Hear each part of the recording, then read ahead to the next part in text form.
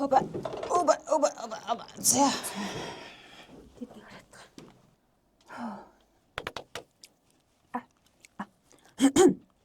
Сайн байцгаана уу? Юу яа entertainment-ийн 417 нэвтрүүлгийн дараагийн дугаар та бүхэнд хүрэхэд бэлэн боллоо.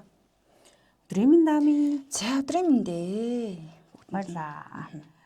За манай нэвтрүүлгийн энэ удаагийн дугаартай Химлэн яхан давс хамтран ажиллаж байгаа. За мөн Америк бэлэн хувцсны дэлгүүр хамтран ажиллаж байгаа. Та бүхэнд нэвтрүүлгийн ха дундуур битээр мэдээллийг хүргэх болно.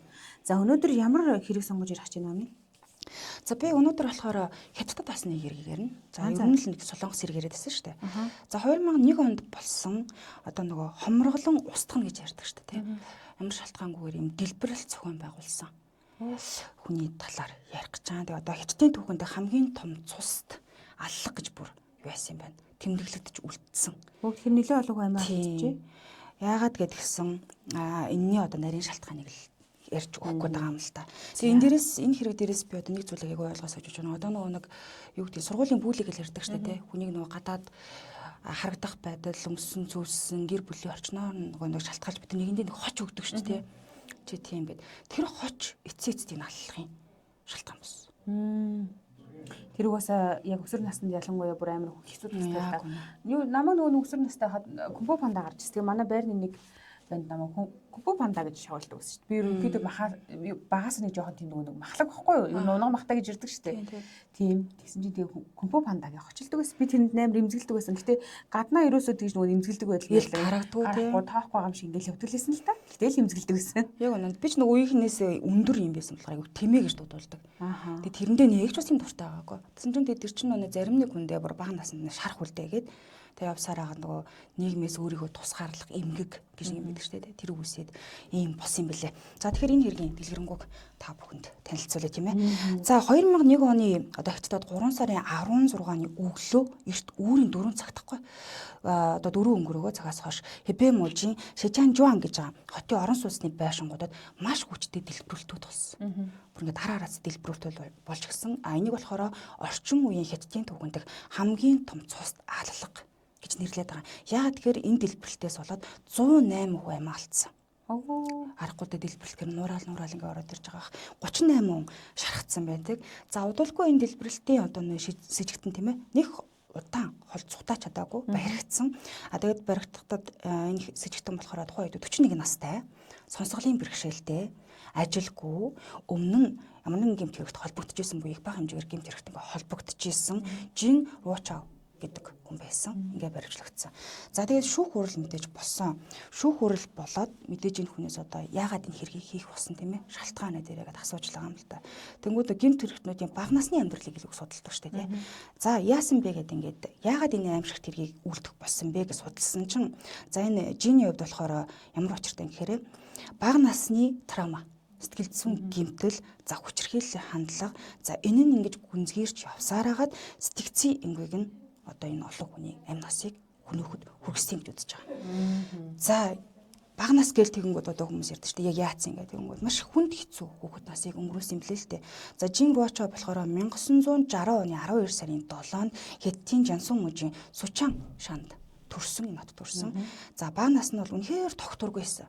Яа тэгэхээр аав ээж нь нөгөө хүүхдийг бага бахт нь сална гэдэг ч одоо маш олон үндэл эмзэг хэцүү байдаг штэ.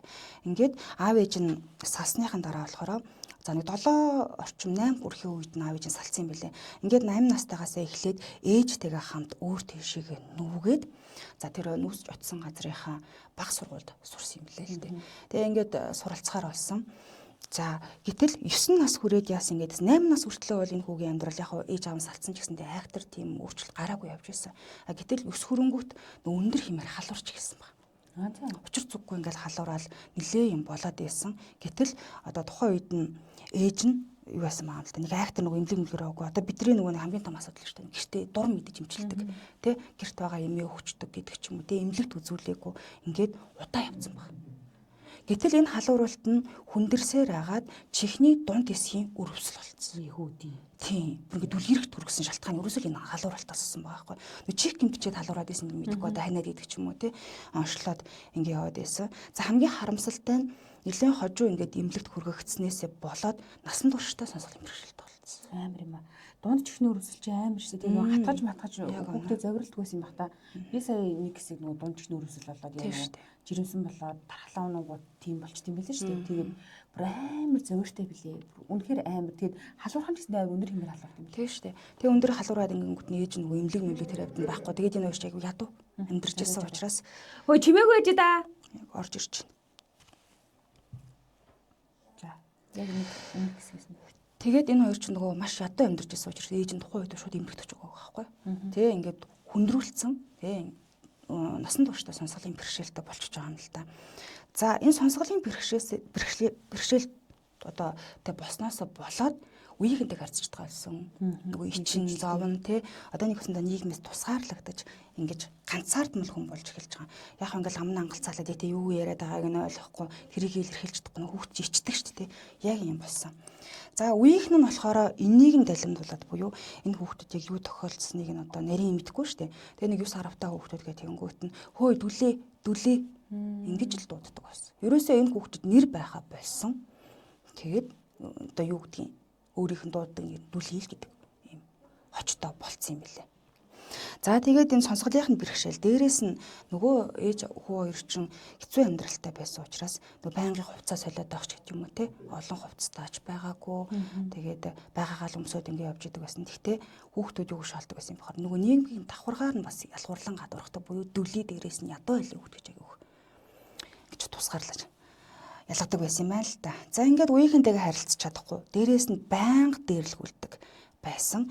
За уул нь ээжтэйгээ нөгөө сонсголын бэрхшээлтэй болохоос өмнө их нээлттэй үтсэн. Ээжтэй ингээ юм ярьдаг байжгаад гэхдээ нөгөө ингээ дээрлэлтэнд хөтөд ирэнгүүтээ дотгошоо болж гисэн. Эндээж үүч ярихаа болсон, ээжтэйгээж харьцгаа болсон. А энэний сөрөг нөлөө нь яаж илэрсэн бэ гэхээр маш их ууртай болж гисэн. Ааштай. Тийм тий. Би бүр энийг яг амар сайн ойлгоод байна. Яг нөгөө дунд чихний өрөвсөл болоод ингээд нөгөө хингэрэн цоорч байгаа байхгүй. Яг хүний хингэрэг чинь 21 хоног дөөрөнд хөгдөөд битүүртгэл юм билээ л дээ. Гэтэ яг тэр цоорцсон байх үедээ юу ч сонсохгүй. Хэдийнхэн ч хэрэг сонсохгүй. Тэгээ би ингээд ээжтэй хамт дэлгүүр ингээд хийсээд худалдагч нараас энэний үнэн хэд вэ гэхээр нэгдүгээр нэг талын сонсгол байхгүй учраас би өөрийгөө чанга яриад байна уу сул яриад байна уу гэдгийг мэдрэмж байхгүй болчихсон. Тэгээ ингээд сул яриад байгаа юм болоо гэж бодоод энэ хэд вэ гэд ингээд чанга асуухаар хүн ингээд цочирддаг. Тэгээд сүүл руугаа миний ярьж байгааг сонсохгүй надад ингэ хариулахгүй энэ одоо тэд гэж ингэ хэлэхгүй болонгууд би бүр үнийг нь асуухаж болчтой дэлгүүр хэсгээж болчтой. Ер нь бол яг иймэрхүү байдлаар илүү татгшаага болж чимээгүй болж эхэлт юм бэл. Өөрийгөө өссөн үсээгөө тусгаарлаж эхэлж нийгмээс те.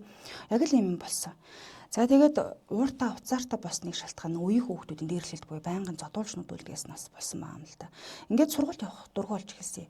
Дунд сургуулаад дүрхсэн буюу одоо дунд ангил төгссөн юм л та. Тэгэхээр өөр сургуульд шилжиж суралцахыг оролцсон үйл оролцсон. Гэтэл сонсголынх нь бэрхшээлээс болоод бусад сургууль авахгүй байсан нүгтэй. Нөгөө бусад хүүхдүүдтэйгээ одоо тий харьцаж ингэж чадахгүй гэдэг учраас тэгээ дээрээс нөгөө хөгжлийн бэрхшээлтэй хүүхдүүдийн сургууль чинь тустай байдаг шүү дээ. Тим сургууль байгаагүй юм лээ. Тэгээ ямар ч сургууль хүнийг хүлээж аваагүй. За ингээд сургуульгүй болцсон ерөнхийдөө нөгөө гудамж мэдэрлэн гэж ярьдаг тийм ээ. Гудамж мэдэрлээ тэгэл өдөр хоног аргацаагаад ингээд явж идэл 16 нас хүрсэн юм л да. 16 настайдаа жин болохоор тэр хөвөнгөө үйлдвэрт ажилд орсон юм билээ. Ээжтэй нэмэр болох гээд. Гэтэл энэ нь одоо ер нь бол тэнд ажилласан л одоо нийгмийн харилцаанд орсон хамгийн том хэсэг нь ерөөсөө тэр хөвөнгөө үйлдвэрт ажилласан хэсэг нь болж байгаа юм л та. Гэтэл 1983 онд болохоор дээрэнгүү зан ааш гаргасан харьцагт төвөгтэй гэдэг шалтгаанаар үйлдвэрээс нь ажлаас нь халаацсан. Нөгөө ойлголцохгүй шүү дээ. Одоо чиний саний яриад байгаагаар нөгөө чанга ингэж дуурж ярьдаг те тэрийг өөрөө хүн мэдэх байхад дээрэнгүү харьцсан. Намны өдөөс ингээ орилсон гэдэг ч юм уу ийм шалтгаанаас болоод үйлдвэрээс нь халдсан байсан ч гэсэндээ юу яасан байгаа. Үйлдвэрээс нь нөгөө нэг дотор байр өгсөн юм блэ л дээ амьдруулах гээд цаанаас нэг байр өгдөг штэ. Тэр нь бол яг бэжлээсэн л та тэндээ амьдарч байсан. За ингээд 1984 онд болохоор үйлдвэрийн хамт ажиллагаа нэг эмэгтэйдээ гэрэлсэн. Гэхдээ юу яасан. Бүр хизээч бараг засархааргүй тийм хэрцгий амьд болсон байсан. Тийм. Өөрийнхөө одоо тэр чадахгүй байгаа ойлголцохгүй байгаа асуудлыг яаж гаргадаг юм гэхээр зодддаг, нүддэг тий. Тэгээ дээрээс нь маш хартай нэгэн болж ирсэн. Нөгөө тэр хүмүүс л ойлгох байх та. Одоо жишээ нь хоёлын энд юмэрж явах тэнд нэг хүн сонсохгүй бол намайг мулаад байгаа юм уу гэж бодогддогтой яг л адилхан юм билээ. Чи одоо юугаа яриад байгаа гэж одоо ихнэрлэгөө дайрч ингэснээсээ болоод гэр бүлийн одоо хүчирхийллийг маш их хэрэгүүлдэг болсон. Ингээд ихнэр нь хууч ихнэрээс үлд нас хэлсэн билээ л те. Бүр арай дэндүү хэрцгий. бүр тэр намайг ингээд хүний санаанд оромгүйгээр хэрцгийгээр ингээд зодтдог байсан. Гэр бүлийн хүчрхийлэл үлддэг байсан. Гэхдээ тэгээд дээрээс нь муу дээрээ мухаа гэхчээр ерөөсөө явтлан дийлддэг байсан гинэ. Маш их завхаардаг байсан. Юм шиг. Харин тийм үү? Завхаардаг байсан. Энэ бол одоо ингээд юу байсан. Битэрийн салах гол шалтгаан болсон гэдэг гэж байгаа. За ингээд 84 оноос хойш ерөнхийдөө гэрлээд энэ хоёрын гэрлэлт бол юу яасан л юм л да. 88 он хүртэл үргэлжилсэн ба.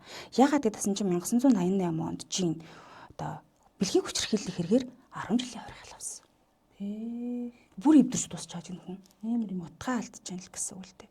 Одоо тэр нөгөө өөрийнх нь дутууг тэгж нөхөд байсан гэх юм уу. Тийм зэрлэг балмад байдлаар л нөхөд байсан юм шүү. За ингээд 10 жилийн хорих хэл сонссон. За гэр бүлийн нэг удаа болохоор эмнэлгийн үндслээр суллагдах боломж олгосон гэж байгаа. Энэ нь болохоор одоо нэг суслалын бэрхшээлээс болоод тий өмнө нь одоо хугацаанаас өмнө суллагдах боломж олдсон юм бэлээ. Гэтэл суллагдаад ингэ байжсэн чинь мань хүн аль эдийнээс салцсан байсан ихнэр дээр очингууд дахиж гэр бүлийн хүчирхийлэл үйлдсэн. Тий ингээд гэр бүлээ айлган сүрдүүлсэн гэдэг шалтгаанаар ахиад шоронд орчихсон. Засрахгүй юм байна да гэд. За шоронд байхад нь нөгөө сэтгцийн эмгэгийн асуудлууд нь хурцаар тавигдчих эхэлсэн ба. За энэ яавч ирүүл биш байна да гэд. За эхнэр нь яхаа өмнө нь ингээд байдаг байхдаа нөгөө юу яасан юм бэл л дээ шоронд байхад нь эргэж ирэн штэ тий. Гэтэл хамт одоо ингээд яд эдэлж байгаа хоригдл байна штэ тийм ээ. Хоригдл нь нэг юу яасан баа юм л та. Эхнэрт нь за ийшээ сууд юу гэдэгтэй ойрхон байсан учраас нэг аяг ус ингээд хүлээд өгсөн юм байна л та. Тэгсэн чинь л өчи бүр юу яалаа тий. Хоёр яаж би нэг юм бэ? Чи яхаараа манай эхнэр тус өгдөг юм. Хоёр ч одоо ингээд намайг баргаар тавьж исэн юм биш үү? Гэт тэгтээ би чамайг заавал ална да гэж занал хийсэн. Тэр хоригдлыг. За ингэж занал хийсэн учраас нөгөө нэг эхнэрт нь аяг ус өгсөн хоригдлыг үлгэн шилжүүлээд өөр шоронд явуулсан бүр. Ягаад гэхээр энэ хүн нөгөө шоронд байхдаа ч гэсэн тийм зэрлэгтэй балмад тэр хүчрхийлдэг зан нь илрээдсэн учраас нэрэл хийсэндээ өрөөд энэ хүнийг алчиж магадгүй байна гэд шилжүүлсэн юм л та. За хамтран ажиллаж танилцлаа өргөжлүүлээ тийм ээ. За тий. Нэвтрүүлгийн хамтран ажиллагчаар Химлайн Ягаан Давс хамтран ажиллаж байгаа. За бөөрийн хаалханд 2 удаа орсон. Тэгсэн чинь ерөөсөө манай эмчийн зөвлөлтөө зүйл нь болохоор давсаа зөв сонголт хэрэгэл гэдэг тийм юу хэл зөвлөгөө хэлдэг юм лээ. За тэгээд энэ давсны тухайд ер нь бол сүүлийн үед хүмүүс нөгөө Химлайн Ягаан Давс гэд мэддэг болсон. За тэгээд энэ болохоор яг хаанаас орж ирдэг гэхээр Пакистан улсын Химлайн нуруунд дах Хевра давсны уурхайгаас тэндэд бэлтгэгдээд тэгээд Монголд оруулж ирж байгаа Provitville гэдэг ийм компанийн байранд савлагдсан ийм бүтээгдэхүүн байгаа. За тэгээд савлагдсан гэдэг нь болохоор мэдээж манай савлагдж байгаа учраас бүх тайлбарууд нь бүгдээрээ сайхан монгол хэлээр байгаа. За тэгээд яг энэ давсны ашиг төсвийн тухайд гэдэг юм уу шим тижэл эрдэс бодисоор маш баялаг буюу одоо жишээлбэл кальци, йод, калиум, магний, төмөр, цайр бусад элементүүдийн агуулмж аягүй өндөртэй. Тэгэхээр ийм сайн чанарын давс хэрэглэн гэдэг нь бид нар ялангуяа ийм хаврын үйлрэлд улирал солигдох гээд эрдсээ маш их алддаг, маш их хөлдөрдөг, спортоор хичээлдэг тийм хүмүүсийн тухайд нөгөө алдаад байгаа эрдэс бодисоо давсараа нөхөж авах. За тэгээд ядрахгүйгээр одоо дараагийнхаа үйлрэлтээ сайхан золгох ийм боломжийг Химлайн Ягаан Давс олгож байгаа байх нэ. Ер нь л манайхан баг мэддэг болцсон доо тийм ээ. Давс гэдэг нь сайн чанарын давс хэрэглэх нь ямар чухал вэ гэдгийг мэддэг болцсон. Тэгвэл давсны хэрэглээг хэд багасгаж болохгүй, хэд ихтүүлж болохгүй, бүр хасаа ачиж болох юм байна шүү дээ. Болохгүй. Би ч нөгөө хаалганд орчоод стенд курстай байхдаа 2 сар хэртэй хоолны дэглэм барьж давсаа хассан. Тэгсэн чинь сүүл рүү орсон яа тийм бэ гэдгс чинь эн чинь нөгөө усны зохицуулгыг гүйцэтгэж идэг учраас давс хэрэглэхээ болоод тэр нэгдүгээр амар хавагдаг. Хоёрдугаар болохоор яадаг вэ гэхээр дараа л идэг болчдөг. Юу чин давсч юм болохоор хүний биеийн дулааны тэнцвэрийг бас ингээ хадгалж идэг үүрэгтэй юм билээ шүү дээ. Тэгээд ингээд энэ тэнцвэр нь алдагдаад эхлэн зүгээр учир зүггүй дараал халуун багт чинь чичрээл идэг тийм болчтой. Тэгэхээр давсаа хитрхи баг хэрглэж болохгүй, хитрхи хэрглэж болохгүй. Угаасаа дэлхийн эрүүл мэндийн байгууллагаас өдөрт 5 г илүүдэд нэг тийм норм байдаг шүү дээ. Яг тэрэндээ тохируулаад хэрглэнэ. За Химлайн Ягаан Давсны тухайд бол илүү эрдэс бодисоор баялаг, минералаар баялаг гэж ойлгож байна. Нэг байна. За баярлаа. За тэгээ юу болов? За өргөжлүүлэн хэрэгрэг байна тийм ээ. За ингээд 97 оны 8 сар 19-нд албаас сар одоо шоронгоос суллагдсан л та. Гэтэ суллагдахдаа өмнөхөөс илүү нийгмийг үзий ядах сэтгэл зүйлтэй болох хатарсан. Нийгмийн эсрэг гэж ярьдаг шүү дээ. Бүр ингээд хинч байсан юу нь тэгэл буруу тий. Миний ингэж амьдарч байгаа эдрийн буруу гэж бодож байгаа юм л та. За ингээд шоронгоос гарч ирэхэд мэдээж хэрэг ажил олдохгүйсэн. Шоронгоос гараад ирсэн. За тэгээд яаж өөрийгөө тэжээдэг байсан гэхээр 3 дугуйт буюу шааха тийм мотоцикл нэг засдаг. За нэг гоо сайхны бүтээгдэхүүнийг ингээд цүнх дотор хийгээл зараад идэг шүү дээ. Нэг иймэрхүү тэгэл нэг галт тэрэгний тасалбарыг хууль бусаар дамлаж ингэж зарах гэх мэтчлэг иймэрхүү л имиж ажил хаяа шүү. Хаяа л ажил хийж ингэж амьдарч ирсэн. За тэгээд хуршүүдэн түүнийг юу гэдэг юм бэ гэхээр аимшигтаа захлах уу. Тэгэл яг өнөө маргааш аргацаах мөнгө ижлүүл гэртээ өвтчлээдэг юм хийдэггүй. Тэгээд дээрэс нь харьцах юмш боломж авахгүй маш түргэн ууртай. Хүсвэл хүнтэй ингээ харьцаж чаддаггүй гэсэн байдаг. За ингээ шоронгоос гарч ирснийхаа дараа хинт хамгийн их түүх болсон юм бэхээр гэр бүлийнхэндээ. Миний ингэж амьдарч байгаа. Тийм хуучин ихнэр одоо ээж те. Ээж нь болохоор шоронд орсныхан дараа юу байсан бэлээ өөр хүнтэй суусан юм бэлээ л те. Тийм ингээд өөр амьдралтай болсон. Тэнгүүд миний ингэж амьдарч байгаа та нарын буруу учраас та нар намайг тэжээх ёстой. Гэж юусоо байнгын мөнгө нэхэж одоо очиж те ягсан согтуу тавьж ингэдэг байсан маам л та. Энд нь хин хохирж байгаа гэхээр хойд их чинь те. Одоо нөгөө хүүхдтэй хүнтэй суусан юм бэлээ л те ээж нь. За тэгээд ээж нь тэгээд дээрэс нь хадам аав ээжийг их тарамталдаг байсан юм бэлээ. Хуучин одоо эхнэрийн те аав ээжийг нэлээд хүчрхээлтэй байнгын хэрүүлтэй уралтай ингээ байдаг байсан. Саргис гар олчиж тийм. Эвдэрсэн бүр үнэхээр эвдэрсэн. Ингээ 2000 оны сүүлээр энэ жин болохоор Юнан мужаас ирсэн 26 настай Вэж Юха гэдэг эмэгтэйтэй амьдарч байгаа юм л та. Ингээ хоёр дахь гэрлэлт нь. Гэхдээ мэдээж хэрэг тэдний харилцаа бас эртхий байсан. Одоо аргаа барсандаа энэ бүсгүй оны эцэс одоо нэг жилэл болж байгаа байхгүй юу? Жилэл болоход бүр ингээд даргаа өрсөнд бүр цухтаацсан. Тий. Гэтэл жин 2001 оны 2 сард араас нь дагаж очоод мөрцөөр нутагт нь очингуудаа чи наадтай буцаж яваа хамт амьдраа гэж юу байсан маам л та. Дарамтлж эхэлсэн. Гэтэл энэ бүсгүй болохоор үгүй би чамтай амьдрсан шүү дээ тий. Амьдарч үзсэн. Чиний энэ зэрлэг болмод байдлыг чинь би хүлээмжширч чадахгүй. Би чамтай явахгүй гэсэн. За 2 сард дагаа очсон маа. Гэтэл ингээд энэ удаа бол татгалзангууд нь яваад гисэн маа. Тэнгүүдээ 3 сарын 9-нд нь очингуудаа энэ бүсгүйг одоо нэг мод ингэж тасалдаг том юм утгаар одоо нэг балиус нэг том утгаар шүү дээ. Тэрүүгээр даймнаас өгнөс. За ингээд аль хэдийн тэр аллага үлдсэн болохоор ерөнхийдөө бүр нөгөө цагаан дагаар нь гэж нь шийдсэн. Тийм одоо би нэгэн хүн алдсан юм чин одоо юу яа. Миний амьдралыг юм болгос бүх хүмүүсээс ушаагналж бодож юусэн. Одоо нөгөө айхайдс юу гэх нөгөө хоригдж исэн юу ч ахгүй болсон. Тийм учраас хоёр дахь ихнэр яа хүмүүснийхээ дараа дэлбэрэлт зохион байгуулахар болсон байна. Нийгмээс ушаа авах шийдсэн. Ингээ 2001 оны 3 сарын 16-нд жин сайтар төлөвлөсөн энэ актар халдлагаа үлдсэн маань л да. Тэгсэн нөгөө хуучин хөнгөн үйлдвэрийн дотуур байр одоо нэг ажилдаг байсан шүү дээ тий. Тэнд байсан тэнд нь болохоор нэг хамт ажилдаг байсан хуучин ажилдаг байсан хүмүүс нь дээрээс нь ганц нэг хамаатнууд нь амьдардаг байсан юм байна л да. Тэрийг дэлбэрлэхээр шийдсэн. Бүгдийг нь наална л шийдсэн. Тэгээд өөр газруудад одоо дэлбэрэлт зохион байгуулах шийдсэн маань. За энэ нь болохоор нэг дэлбэрэлтэнд бүр 48 гэр бүл хамт амьдардаг 5 давхар дотуур байрыг тэр чигт нь одоо ингээд удаагаар нэргүүлсэн. За халдлагууд 1 цагаас бага хугацаанд үргэлжилсэн байгаа юм л да. Одоо 1 цагт хүрэх хугацаанд дүрсэн араасаа л ингээд дэлбэрсэн. За энд нь болохоор 108 хүн амнасаа алдсан байдаг. Тэгээд энэ сэжигтнийг болохоор 3 сарын 23-нд Гуаншан мужийн иргэн хотоос баривчилж авсан юм билээ. Өөрөө зугатаагаад ингээ авцсан. За яаж олсон юм гэхээр нөгөө зургийг нь орон даяарт хараагаад сэжгэлж байна гэх. Тэгээ дээрэс нь энэ одоо баттай мэдээлэл хүсэнд нь 100,000 юан буюу 12,000 ам доллар илүү гаргахад тухай үед тийм ээ. Илүү шагнал өгнөө гэж одоо зарласан юм билээ. Тэгээд одоо хүмүүсээс тусламж авсан гэсэн үг. За ингээ баригдсан. За шүүх хурлал одоо болсон 2001 оны 4 сарын 17-нд буюу энэ хэрэг гарснаас хойш нэг сарын хугацаанд болчихж байгаа юм л да. Сарч хүрэх хугацаанд юм байна. За дунд шатны шүүх түүнийг санаатай хүн амны хэрэг тийм ээ дэлбэрэлт зохион байгуулсан гэмт хэрэгт буруутаа гэж тооцоод цаа зарах ялгуулсан байдаг. За энэ ялыг нь болохоор 2001 оны 4 сарын 29-нд шууд биелүүлсэн. 17-нд ялаг бол 29-нд биелүүлж байгаа. Яг зарим тохиолдолд 2 жил нэлээд ингээд сунгууд татдаг юм билээ шүү дээ. Энэ тохиолдолд болохоор энэ олон хүнийг одоо хомроглоо устгасан гэдэг утгаар нь ямар нэгэн байдлаар давд заалдах хэрэггүй шууд цаа зарах ял хүнээс нь яасан юм билээ л дээ. Өгсөн юм билээ л дээ. За тэгээд энд түүнд дэлбэрэг бодис зарсан буюу эмчтэй хаанаас болох юм те тэр хэмжээний бодисыг хаанаас болох юм гэхээр нөгөө 20-д бодис зардаг хүмүүсээс авсан юм билээ. Тэгэд тэр 3 хүнийг ч гэсэн олсон. Тэр 3 хүн ч гэсэн одоо хамт хэрэг үйлдсэн гэж үзээд гуруула цаа зарах ял авсан юм билээ. Тэгээ гурвал ингэ бас одоо цаазалсан. За 2001 онд болсон энэ дэлбэрэлтний хятадын орчин үеийн түүхэнд хамгийн хар өдөр гэж тэмдэглэгдсэн хിവэрэ үлдсэн.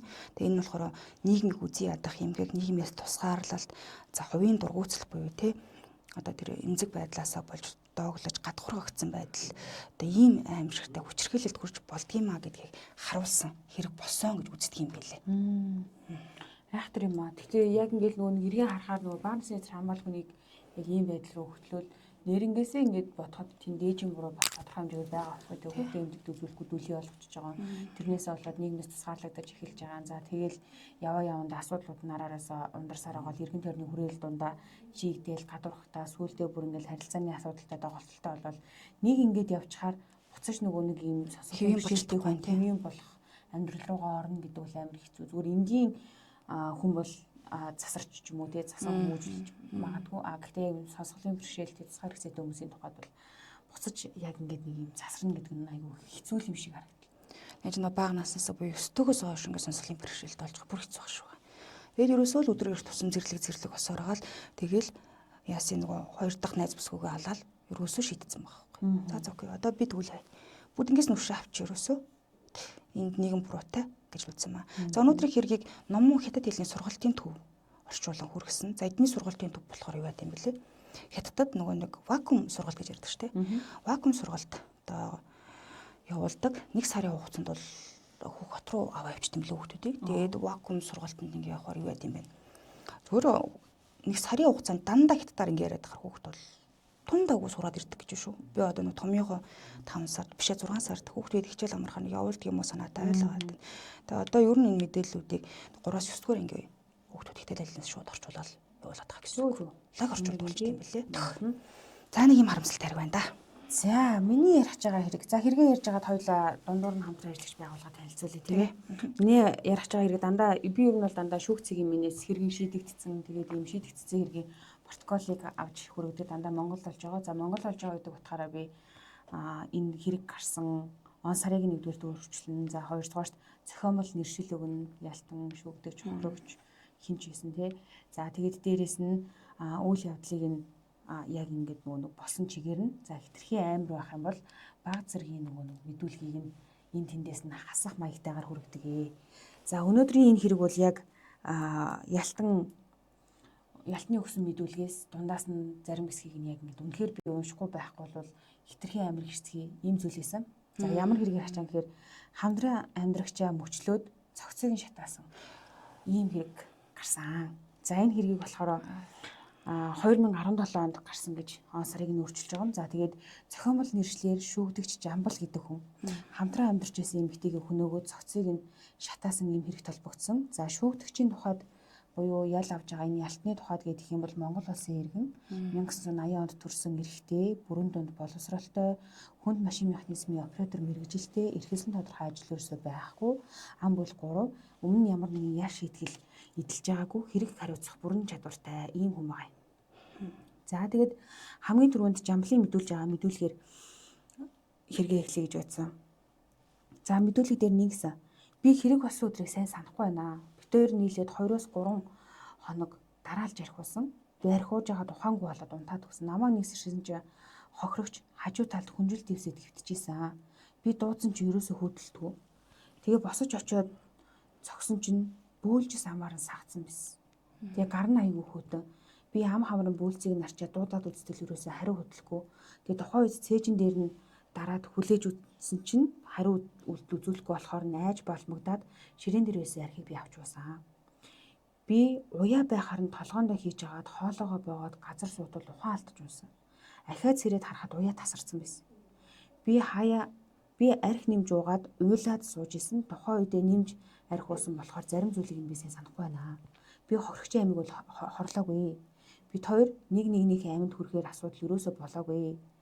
Бид хоёр олон жил хамт амьдарч байгаа. Би хохирогчийг ерөөсө халаагүй. Тухайн үед бид хоёр хамт байсан өөр бид хоёртай хамт ямар нэгэн хүн байгаагүй.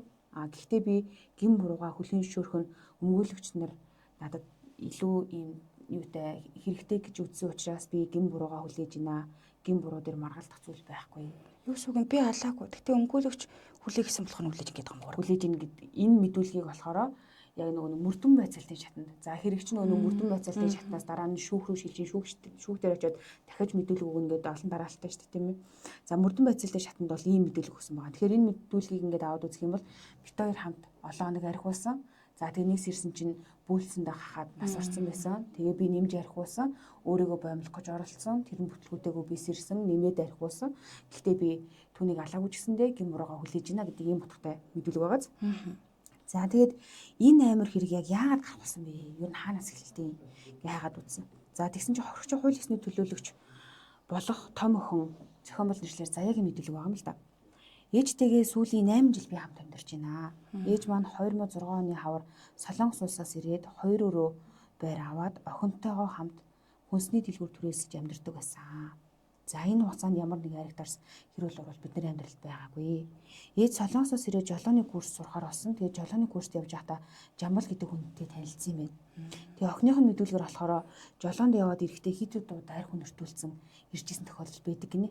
За ингээд Жамбал гэх хүнтэй ээж нь хамт амьдрахаар болоод тэр хоёрыг охин хүндэтгэж байгаа учраас нэг юм ярихгүйгээр гэртээ оруулаад энэ хоёр тэр үеэс эхлээд хамт амьдрсан юм байгаа тийм. За тэгээ заяагийн мэдүүлгийг өргөжлүүлээд унших юм бол ингэж байгаа. Тэр үеэс хойш ээжийг архинд ороод татаж эхэлсэн. Жамбал гэх хүнтэй учирснаас хойш ээжийн минь амьдрал орвонгороо эргэж эсвэлдээ амин байхгүй боллоо. Миний ээж арх удаг боловч сүүлийн 3-4 жил архины хамаарлаа зогсоё гэж өөрөө их хичээсээр байгаад багаар өөрийгөө эмчилж чадчихсан буюу арх уух татамж нь багасчихсан. За тэгсэн 7 дугаар сарын 29-ний өглөө би ээлжийн ажилдаа явхад ээж минь санаа зовлтгүй ээж нь хүүхдүүдийг нь хараад ээжээ гэж хэлсэн.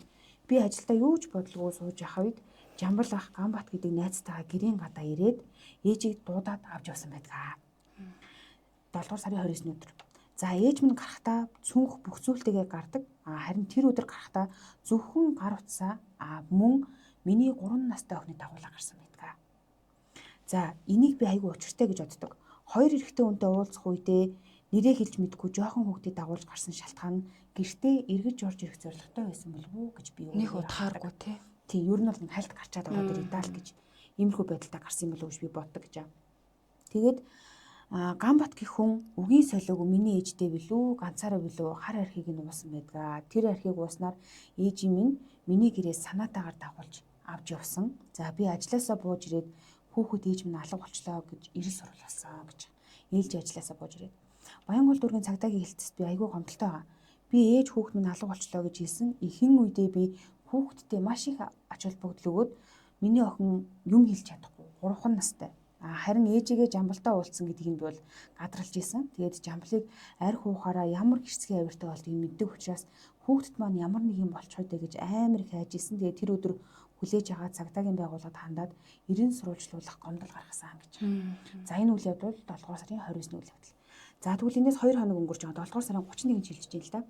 7 дугаар сарын 31-ний өдөр би хүүхдээ олж авсан. Тэр үед хүүхдээ олсондоо маш их баярсан учраас ээжигээ авч явууг нь миний буруу. Би ээжигээ авч явуугад одоо хүртэл харамсдаг. Ээж маань хэд хоногоос ирэх байх гэж одоод орхиод гарсан нь миний хамгийн том алдаа болсон. Би ажиллаа хийдгээрээ хийж исэн. Ээж маань буцаж өрөөсөө ирээгүй. Би өдөр шөнөгүй мессеж хүчээ залгаж явахад нэг ч удаа хариу дуудлага мессеж ирээгүй. Миний ээж миний үнээс ер нь гардггүй талтай. Ээж маань гэртээ харахгүй болохгүй хүүхдийн минь санаа зовно гэж боддог байсны хүмүүс л ер нь гадарлан мэднэ. 8 дугаар сарын 1-ний өдрөөс эхлээд би хуваараа ээжигээ хайж эхэлсэн гэж байгаа. Цагдаанараас хэлээд цагдаа ээжийг нь олж өгөхгүй шүү дээ. Тэгэнгүүт 8 дугаар сарын 1-ээс хайж эхлээд 8 дугаар сарын 5 руу бүр шилжиж байгаа юм л да. 8 дугаар сарын 5-ны өдөр миний бэрэгч Жамбал руу залгаж ярихад мэдгүй би 5 хоногийн өмнө салсан ихчигээ архичдын оргондог үүрэнд очиж хайгаарай. Тийм газраар их очдог хүн болсон шүү гэж надад хэлсэн гэж ээжийг маань бүжирцэн гэж байгаа. За тэр үгээр нь ажилласаа бууж ирээд олон газраар хайж явж байгаад их хугацаа алцсан. За ингээд бүр 8 дугаар сарын 17-ны өдөр болчихж байгаа. 8 дугаар сарын 17-ны өдөр Баянгол дүүргийн цагтын 2 дугаар эхлэлтээс би хүүхдээ олцсон. Ээжигээ олохгүй байна. Би ажил ихтэй завгүй хүн яаж олох вэ гэд би дахиад нэмж өргөдөл гаргасан. 8 дугаар сарын 17-ны өдөр өргөдөл аваад 9 дугаар сарын 11-ний өдөр миний ээжийн дүү ах хоёрын өргөдлийн дагуу цагдаагийн байгууллага хөдөлж эхэлсэн гэж байгаа. Өөрөөр хэлэх юм бол ганцхан энэ хүний өргөдлөөр ерөөсөө юу байхгүй байсараад хөдөлгөхгүй байсараад бүр ингээд 7 дугаар сарын 29-нд гэрээсээ гарсан хүн чинь 9 дугаар сарын 11-ний өдөр хүртэл ингээд сураг чимээг болчихж байгаа байхгүй юу. За ингээд 9 дугаар сарын 17 болж байгаа юм бүр. 9 дугаар сарын 2 17 сар болчихоо бараг тийм. Бараг 2 сар болчихсон тийм. 9 дугаар сарын 17-ны өдөр жамлыг авч ирээд 9 дугаар сарын 18-ны өдөр ээжийн минь цогцыг олсон гэдэг аимшигт мэдийг надад дуулгасан. Би шүүгдэгчийг сайн мэднэ. Одоо жамлыг сайн мэднэ гэсэн. Хэргийн материалаа танилцахад жамлыг арх хэрэгэлдэггүй, тамиг татгүй, гэмт хэрэг толбогдож байгаагүй инхийн цагаан тагтаа мэтээр мэдүүлсэн байсан. Ингэж худлаа ярьж болохгүй шүү дээ. Ээжийн минь машиг мөргүүлээд олон сая төгрөгийн өрөнд оруулаад ээжийн минь зодож ийснийг баримтжуулж аваагүй нь тухайн үед одоо миний буруу байсан. Гэхдээ зарим тохиолдолд зодсныг нь ингээд баримтжуулаад авчгаар тэрийг нь утсыг нь булааж аваад устгаад байдаг гинэ. За тэгээд цагдаагийн байгууллагад регистрийн дугаарыг шивхэд хит хитэн хэрэг төвд холбогдож байсан, эргүүлжүүлэхэд орсон гэдэг ийм мэдээлэл нь гарч ирдэг. Ийм хүнийг яагаад ингэж инхийн цагаан тагтаа мэтээр мэдүүлэг өгөөд байгаа юм бэ? Тэрэнд нь итгээд байгаа юм бэ гэсэн мэл. Цагдаагийн газар бүртгэлтэй байсан юм шүү дээ. Тийм. Тэгээ хүний ясаар боддог бол ээж манд бөөлсөндөө хаад өгсөн юм байсан бол гэрийн лифтний ханыг төвшүүлээд бүтэн биеэр нь тавьчихгүй яасан юм бэ? Ээжигээ оршуулгахдаа ламд нас барсан цагийг нь би хэлж чадахгүй байна. Хагас дуу хідэн хэлхээ яс ивлүүлээд ногоон торгонд хөлийг нь очиод оршуулсан байдаг. Тэр хүн бөөлцөнд хаад өгсөн бол өөрийнх нь ямар нэгэн оролцоо байгаагүй юм бол 100 200 3 дуудлага өгөхгүй яасан юм. Хэрв тийм бол шүүх имлэгээрээ жамбал их хүнийг ээж минь хороогүй байна гэдэг дүгнэлт гаргаад ямар ч гэм буруугүй нартад энийгээд явж болох л байсан шүү дээ. Би энэ жамблыг энэ хэргийг хийсэн гэж бодож байгаа гэдэг энэ мэдүүлэг өгсөн баг. За тэгтэл нөгөө жамбалч нь ер нь бол хэрэгээ хүлээхгүй байгаад идэх те. Би бол тэр үнийг алаагүй. Намайг сэрсэн чинь өгсөн байсан гэдэг ааш те. За тэгвэл энэ дээр гэрчийн мэдүүлэг орж байна. Гэрч Б-гийн өгсөн мэдүүлэг гэж. За энэ хүн болохоор 2020 оны 8 дугаар сарын 8-наас 9-ний хавцаа байсан шиг санаж байна. Би ажилдаа шугамд явж исэн чинь өглөөний 11-аас 12 цагийн хооронд миний утас руу 96-тай дугаараас дуудлага ирсэн гинэ. За би утсаа аваад ярьсан чинь жамблыг дуу хоолойгоор нь мөн байна гэдэг би таньсан. Тэгээ жамбал над дээр хата завтай байна уу, уулзах боломж байна уу гэхээр би ажилдаа байна. Орой буугаад яваад очиж чадвал очие, амжихгүй бол очиж чадахгүй шүү гэдэг хэлсэн. Тэгээд оройн би очиж чадаагүй. Маргааш нь 14-өөс 15 цагийн үед жамбал над руу дахид залгаад чамд унаа олдох уу, дайрахад хүрээд ир гэсэн. Унаа олдохгүй гэж хэлсэн чинь багш нь нэг цустай нүжтэй үйл гаргах гэсэн юм аа. Чи ямар нэг байдлаар унаа олоод ирэх чи гэж хэлсэн. Багш нь гэж байгаа нь энэ хоёр хүн танилцаад тэгээд ер нь энэ жамбал гэдэг хүн бөө юм байна л да. Тэгэнгүүтээ танилцснаасаа хойшоо энэ хохирогч буюу нас орсон энэ хүнийг чи ч гэсэндээ бөөгийн сахиустай бөө болоо гэж ятгаад за тэгээ эхэндээ нөгөө архитаар суудгүй байсан хүн чинь үйл хийх гэж байгаа юм гэж арх уусараад сүүл руугаа нэлээ архин орсон гэж бас нэг гэрч мэдүүлсэн мэт юм. Тэгэхээр багш нь гэж хэлээд байгаа шалтгааны нэг гайхлаа харин багш нь гэхээр. Багш нэг цустай нүжтэй зүйл гаргах гэсэн юм аа гэдэг. Амар юм би яасан. Харин тийм. За энэ өдөр мөн ажилласаа буугаад очиж чадаагүй. Ингээд 2 хонцоод ээжсэн чи бас маргааш өрөө 19-с 20 цагийн үед над руу залгаа чи өнөөдөр ирэх боломж байна уу гэхээр би болохгүй такси аваад очие гэж хэлсэн. За ингээд 3 хоносны дараа өглөө 6 цагийн үед миний дугаарт ирч чадахгүй гэдэг хэлэхгүй яасан бэ гэсэн маш үг хэсгийн алдаатай мессеж ирсэн байсан. Би тэр мессежийг ихчтэй үзүүлээд энэ яг ямар учиртай юм бэ? Надтай бараг ярьдгүй хүн ингэж мессеж үжээдсэн бичээд байхын гэсэн чинь нэгч юу яриад байгаа юм бэ? Энэ хоёр хүн чинь хамт явж явах хэрэгтэй шүү дээ. Ихч чинь алуу болоод амар удаж байна гэж хэлсэн. Өөрөөр хэлбэл 7 дугаар сарын 29-ний өдөр гэрээсээ гарч яваад 9 сарын 18-нд тасан болсон шүү дээ. Энэ хоёрын хооронд бараг 2 сар болчиход хахад ер нь л хүмүүс алуу болсныг мэдчихсэн, сурч ирсэн. Сураг нь бол энд ингэж гарч ирсэн баг. За ингээд мөрдөн байцаалтын шатанд жамблын өсөн мэдүүлэг юм байсан. За тэгвэл шүүхийн шатанд жамблын өсөн мэдүүлэг өөрчлөгдсөн. За юу болсноо буюу ямар хэрэг хийснээ хүлээсэн. За ер нь бол ингээд энэ хоёр олон хоног болсон юм байна гэдэг дөрөвний мэдүүлгээс тодорхойлсон тийм. Нэг сэрхэд би газар хөвтчихсэн, хоолоод байсан уяа дээгүүрээ парны доод хэсгээрээ тасарчихсан байсан.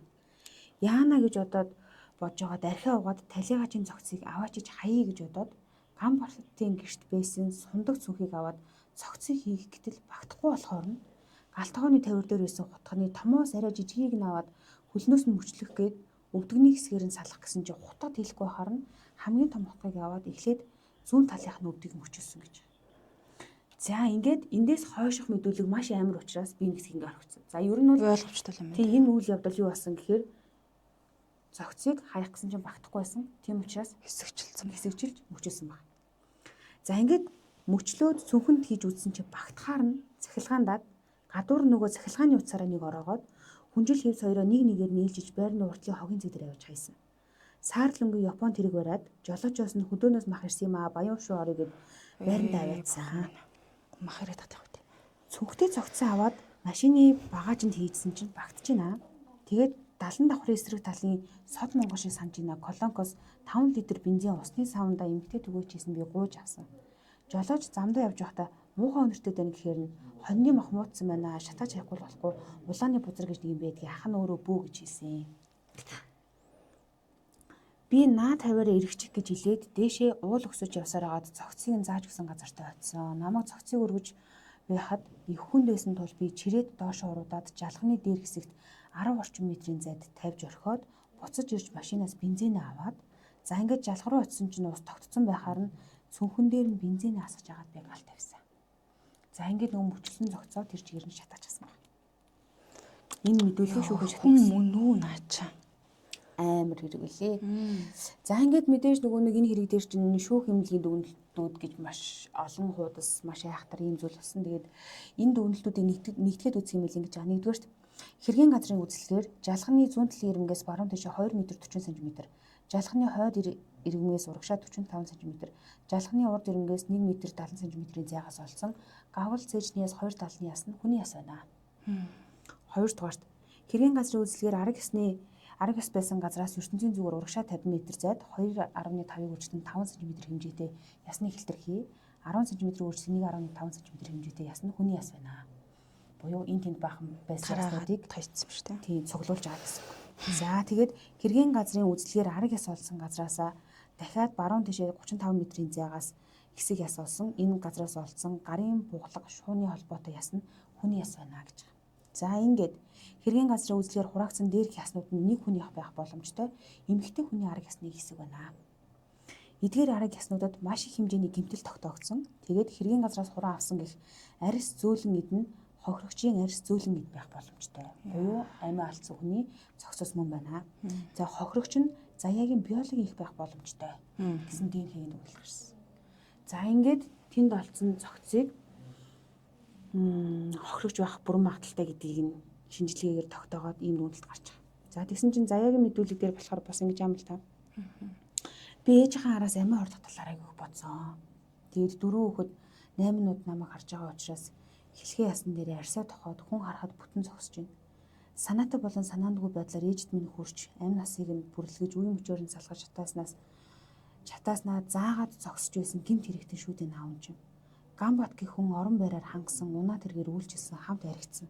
Би Гамбатыг жамлаас айдаг гэж бодож байна. Атганд нь байдаг учраас бүх зүйлээр үйлчилсэн. Гамбат гэх хүний машинаас маш их хэмжээний цус илэрсэн байдаг.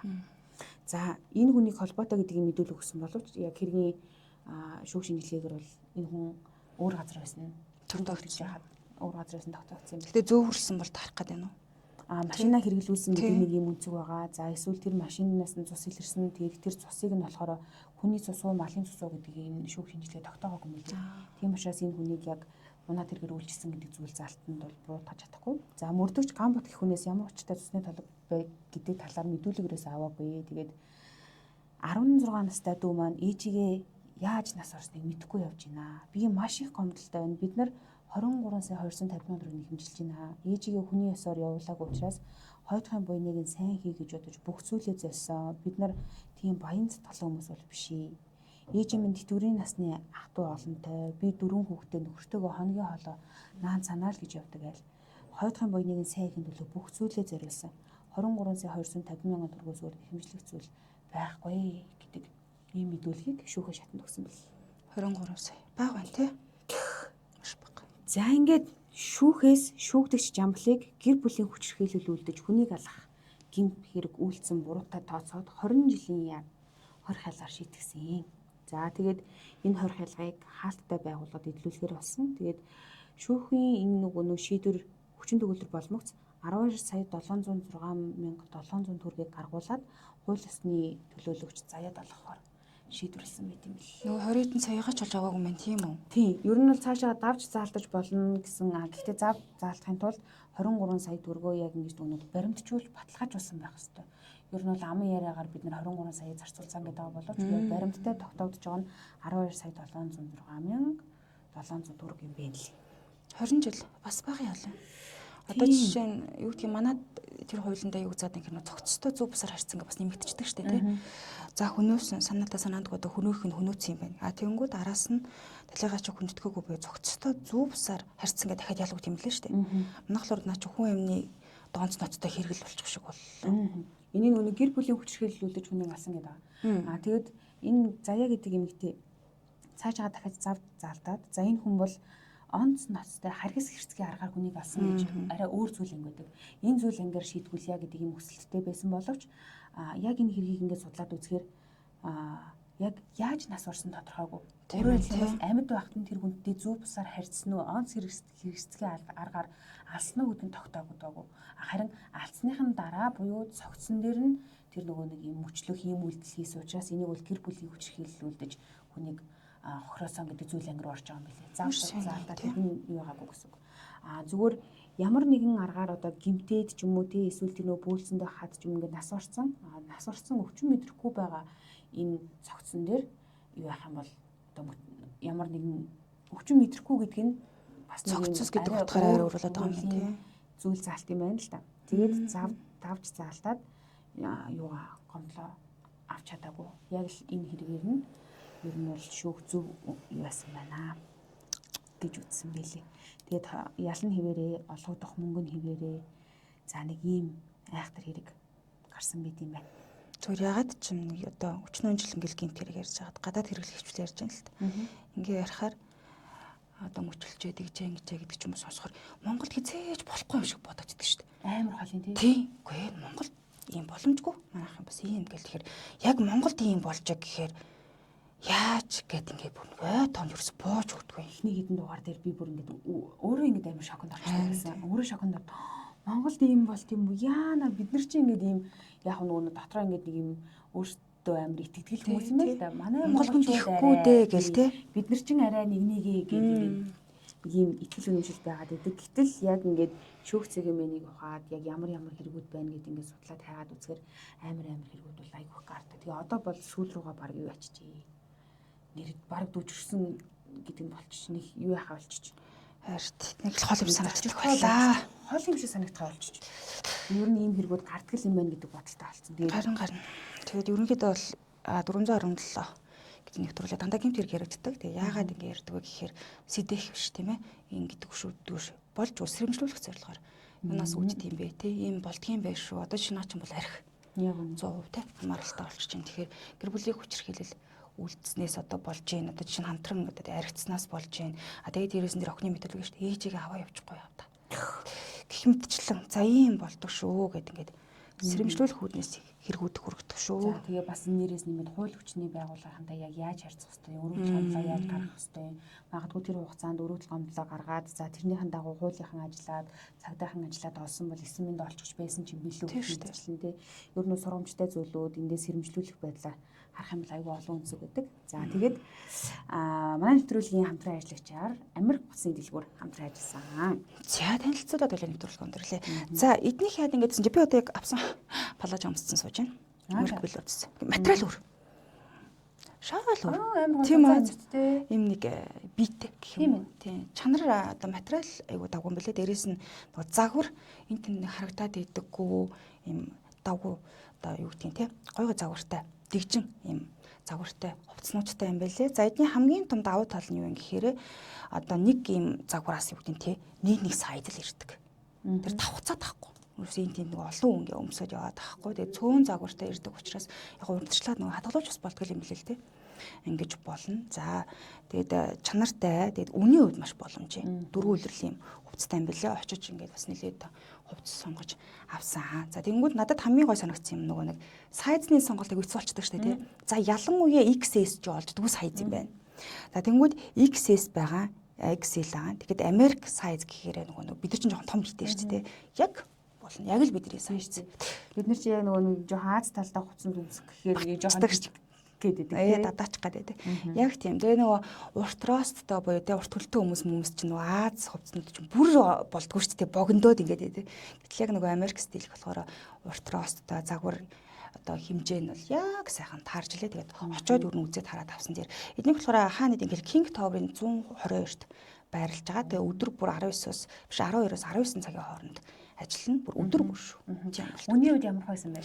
Үний хувьд бүр ёстой янз бүр. Тэднийг нэг 30,000-аас нэг 150,000 хооронд. Тийм нэг бүр гадуур нөгөө өмсдөг кофттой юу гэдэг нь савх мах цуг энэ нь хамгийн дээд нь 250,000 гэсэн. Тэг энэ хооронд л юм байлээ. Америк дэлгүүрүүдээр явахаар Европ дэлгүүрүүдээс хус авахаар ингээд өөрийн нэг тийм том юм шиг бүдэн юм шиг мэдэрдэггүй те. Гүү штэ. Яг гоё дэжгүй болоод идэв байхгүй юу? Сайцсандаа л байна. Тий. Одоо жишээлбэл Америк бараанаас хувцснаас юу байх юм бол эл өмсөх юм бол те. Яа өөр бас одоо XL гэхгүй. XL ч өмсгөө эсвэл 2XL ч өмсгөхгүй.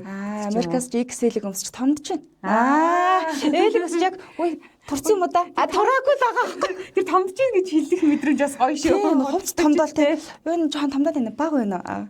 Гэж авах мэдрэмжийг яг Америк дэлгүүрээс авдаг шүү. Тэгээд чанар материал явдал. Тэгээд дээрээс нь нэг юм гоё загвартай юм тайдаг штэ хүмүүс те. Яг тэгээ хайдаг бол тийшээ зориод очоорой. Баярлалаа. За баярлалаа. Энэ өрөөд 467 нэвтрүүлгийн энэ удаагийн дугаар өндөрлөж байна. Хамт байсан та нартай баярлалаа. Баярлалаа.